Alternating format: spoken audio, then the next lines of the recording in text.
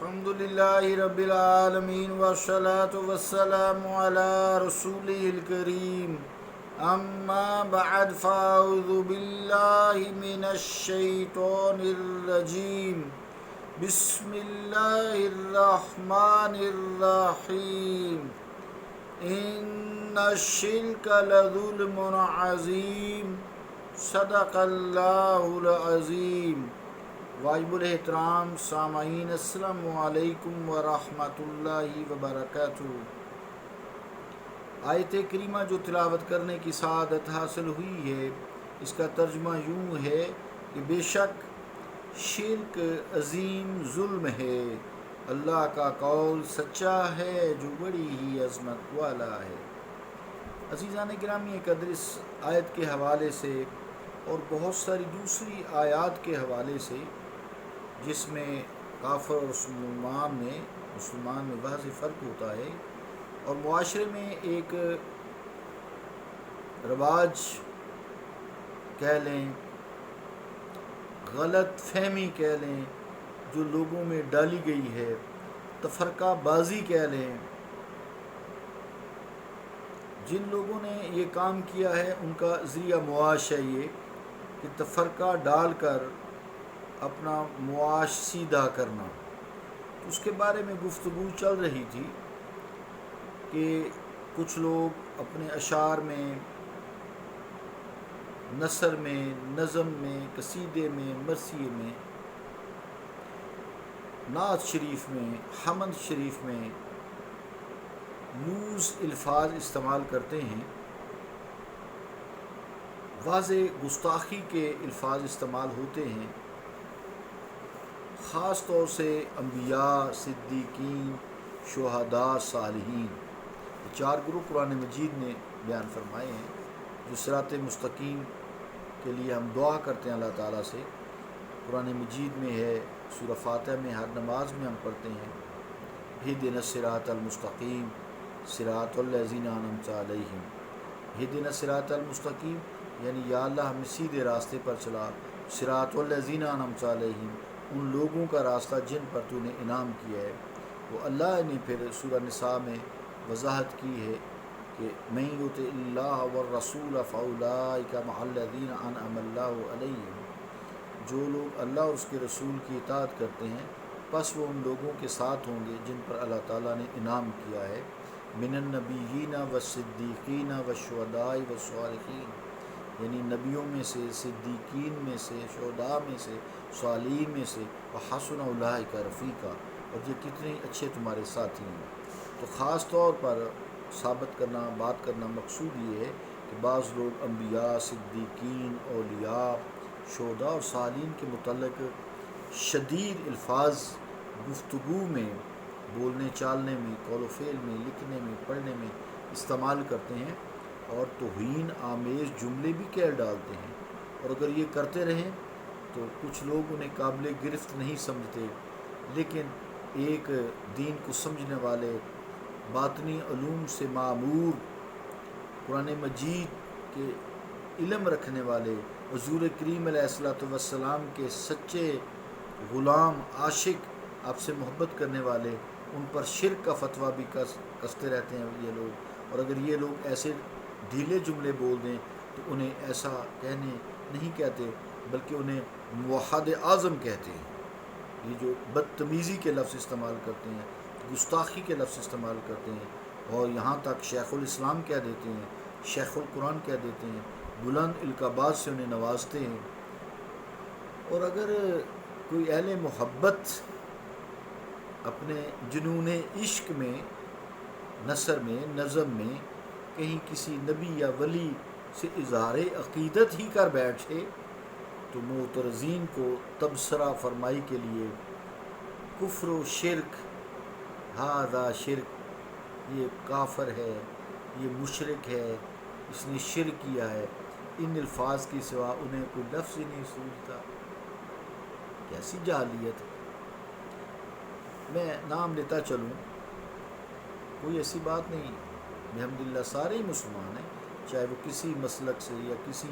فرقے سے تعلق رکھتے ہیں۔ توحید و رسالت کا جو شخص ایمان لاتا ہے یقیناً وہ مسلمان ہے، اور چیزیں بھی جو 6 بنیادی چیزیں ہیں: توحید و رسالت پر ایمان لانا، فرشتوں پر ایمان لانا، روز جزا پر ایمان لانا، کتابوں پر ایمان لانا، اور آپ اللہ کے آخری نبی ہیں۔ یہ 6 بنیادی چیزیں ہیں جو شخص ان پر ایمان لاتا ہے الحمدللہ مسلمان ہے، چاہے وہ دیوبندی فرقہ سے ہو، چاہے وہ بریلوی فرقہ سے ہو، چاہے وہ اہل حدیث سے ہو، چاہے وہ اہل تشیع سے ہو، کسی سے بھی ہو۔ 73 فرقے بننے ہی بننے ہیں، تھوڑے تھوڑے اختلافات تو ہیں نا۔ تو دیوبندی اور بریلوی اختلافات یہ بڑے پرانے ہیں، ان کی کہانی بڑی پرانی ہے، تو ہمیں ان میں دخل اندازی سے بھی کوئی قطعاً دلچسپی نہیں ہے، ہمیں کیا ضرورت پڑی ہے، اور نہ ہی کسی خاص مکتبہ فکر کی۔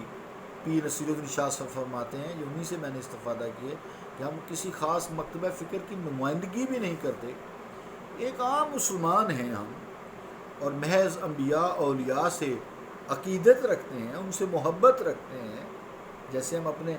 گھر والوں سے نہیں رکھتے، تو کیا ہم مشرک ہو جاتے ہیں؟ اپنے والدین سے محبت نہیں کرتے، ان کے ہاتھ نہیں چومتے، ان کے منہ نہیں چومتے، بچوں کے پاؤں تک ہم چومتے ہیں،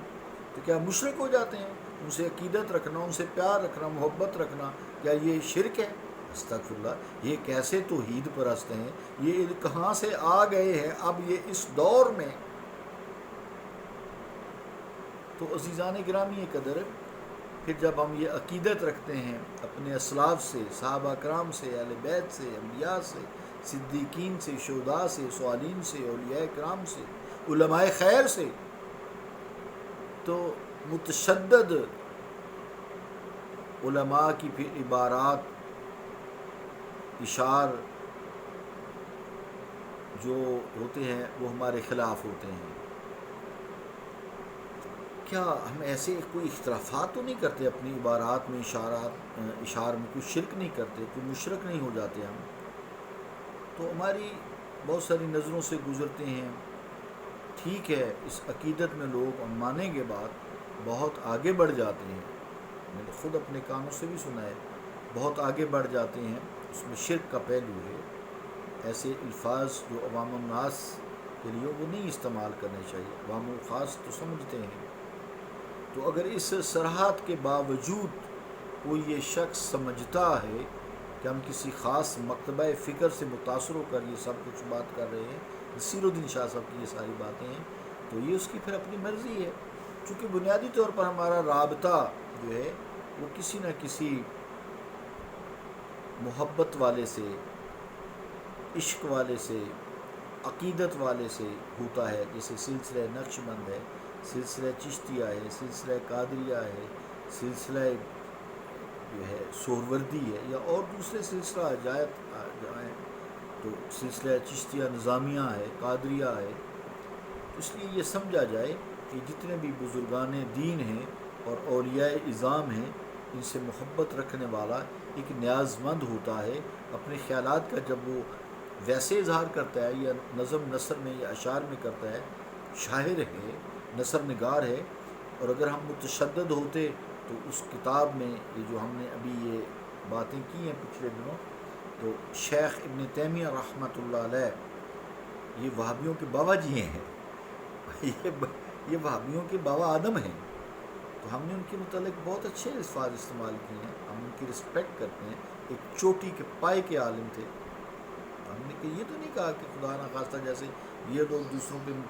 کہیں چلے گئے تو جی یہ شرک مشرک ہو گیا ہے،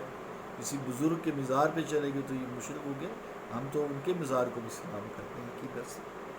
شیخ ابن تیمیہ رحمۃ اللہ علیہ کی بات کر رہا ہوں۔ تو عزیزان گرامی قدر، جب ایک اعتدال پسند انسان اس قدر وسیع و نظری سے کام لے رہا ہے کہ وہ اپنے مخالفوں کے بعض خدمات کا اعتراف کرتا ہے، کھلے دل سے کرتا ہے، اچھے الفاظ سے کرتا ہے، تو نہ اسے کافر کہہ رہا ہے، نہ مشرک کہہ رہا ہے، نہ گستاخ رسول کہہ رہا ہے، تو پھر وہ اس کو دوسرے لوگ مشرک جب کہہ رہے ہوں، تو اس کا مطلب تو یہ ہوا نا، تو ہاتھی کے پاؤں میں سب کا پاؤں ہے۔ اس کی مثال کے مطابق شیخ ابن تیمیہ سے ہمارے جو ہیں معتدلانہ سلوک اور رویے کو دیکھ لیں، ہم اعتدال کے ساتھ ان سے بھی یا کسی سے بھی، چاہے کوئی دیوبندی ہے، کوئی بھی وہابی ہے، کیسے بھی اعتدال کے ساتھ بات کرنی چاہیے۔ وہ مسلمان ہیں الحمدللہ، سارے کلمہ گو ہیں، مسلمان ہیں، تو یہ ہمارا حوصلہ دیکھیں، ہماری وسیع النظری دیکھیں، صوفیہ اکرام کے فیضان خاص کے طفیل، ہماری وسیع النظری کا تو یہ عالم ہے۔ نصیر الدین شاہ صاحب کا شعر ہے، وقت ہوا صحبت اہل حرم، صحبت اہل حرم ورزیدن اما گاہ گاہ، با وسیع المشربی چشم بارنداں داشتن۔ عزیزان گرامی قدر انشاءاللہ باقی کا یہاں سے آگے کریں گے۔ صلی اللہ تعالیٰ علی رسول خیر خلقی محمد وعلی آلہ وصحبہ اجمعین برحمتک یا ارحم الراحمین۔